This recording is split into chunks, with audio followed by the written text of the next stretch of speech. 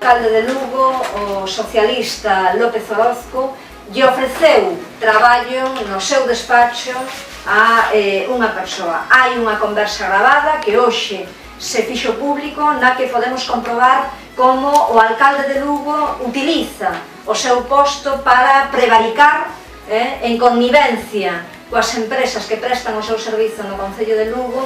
Dende logo, para o Bloque Nacionalista Galego non hai dúbida ninguna de que o alcalde de Lugo debe dimitir de inmediato. Vemos tamén como a privatización de servizos públicos leva a esta situación.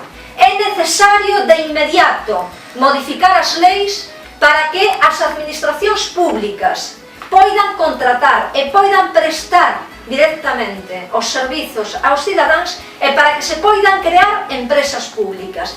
É prioritario recuperar os servizos para a administración pública e que sexa esta directamente quen os preste e non que sexan empresas privadas. Exiximoslle tamén axilidade á xustiza. Exiximos axilidade.